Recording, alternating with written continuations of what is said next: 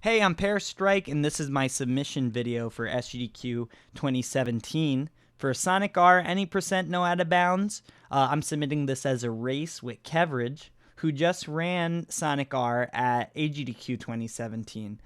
He ran 100% no out of bounds, and now we're going to be submitting any percent and also 100% no out of bounds as a race.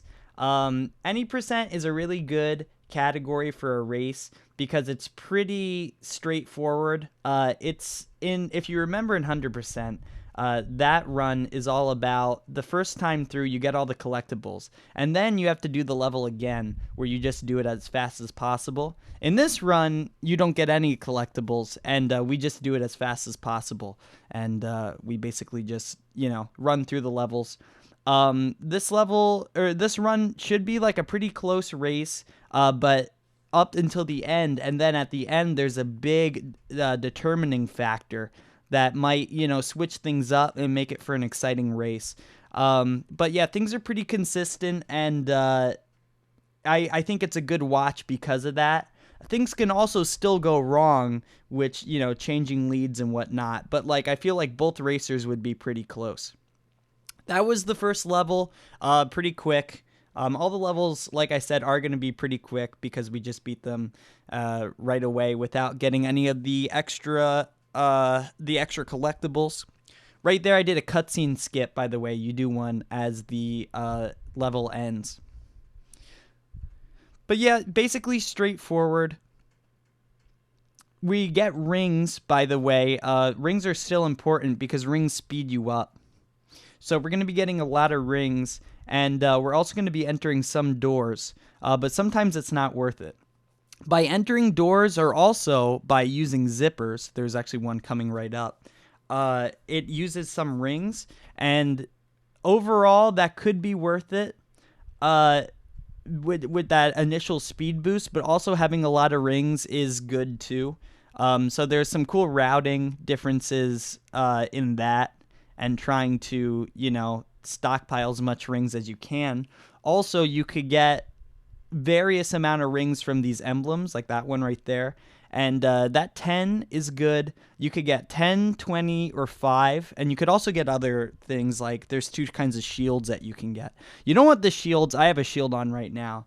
That was bad luck. You don't want the shield. You want to try to get the 20 or the 10 or even the 5, at least as some kind of rings. But yeah, you definitely want rings out of that. And that will really change, that will really impact your overall speed in these levels. And then also those zippers too. You want to go into those zippers with 50 rings because then you get the max zip. Now, that's not always the case. In the next level, we're going to do it a little different, and I'm only going to try to get 15 rings, I believe. And that's another cool little routing thing with the rings. We're also playing as Knuckles. Knuckles is the best of the starting characters. We're going to be playing as Knuckles through the whole level, or through the whole run, unlike in 100% where we switch off. And because of that, there's a cool skip that we're going to be doing at the end, which is that kind of volatile thing that I was talking about earlier that can change some leads near the end. So right here, I'm going to try, I got too many rings there, but I'm going to try to keep it around 15 rings. Because then the zip doesn't go all the way around, which is actually slower. And you could just cut the corner right around there and then, turn into the next lap. So, and I'm going to do it again here. Now, you might see me drifting onto walls and onto that block right there. That's a mechanic in this game that makes you go a little bit faster. You could do that a number of ways. I tried to just do it again there too, but I missed it. I messed it up. But there you go. That was that level. But yeah, so we're going to be running into walls a little bit in this run. Not too much. And you got to be kind of careful because you can clip out of bounds.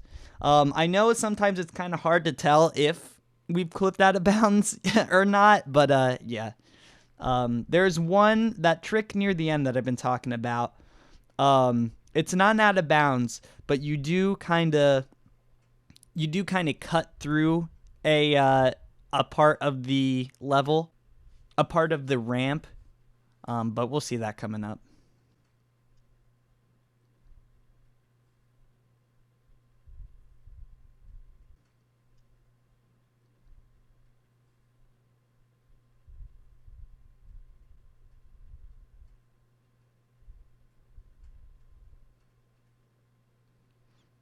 So this is Reactive Factory.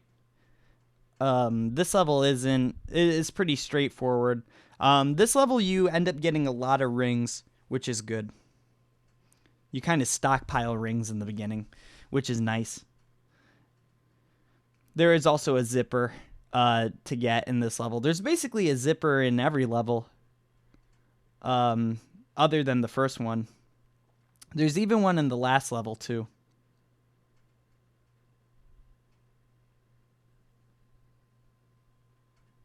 You got to watch out for these CPUs sometimes. They can hit you, and they can get in your way, especially when you're, going around turns. And right there, I just got shot by Eggman. So this game is pretty notorious for its wacky controls, for its bad handling. But it's actually, once you start running it, the handling is not super bad. I mean, it's still pretty wide. Like, it's still pretty you don't turn on a dime for sure, but at least it's pretty predictable. And that's what makes it a fun run. It's also a really good run to, like, it's a good game to do ILs of, which is pretty addicting and good for practice.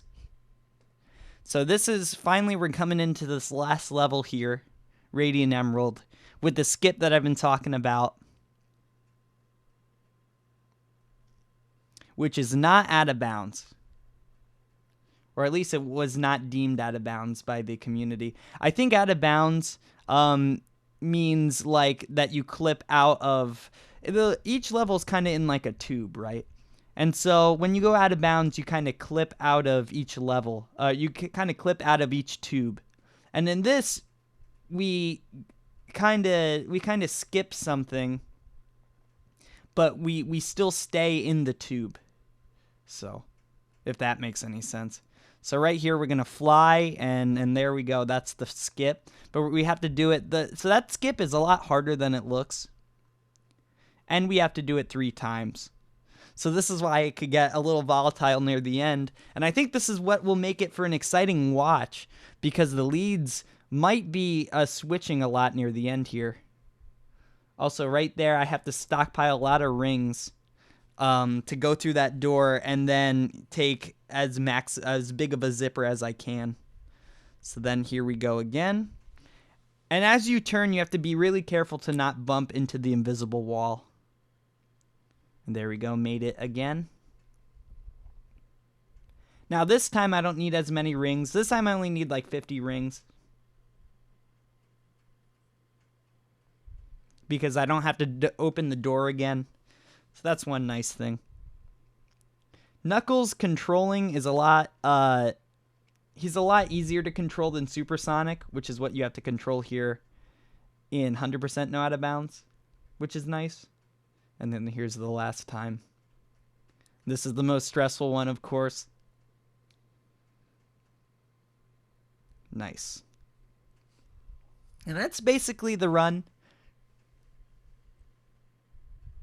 I think it would be a nice showing after 100%, after the audience already kind of knows a little bit about the run. This is like a pretty cool race category, to kind of come after the 100% run in last GDQ. So thanks for watching.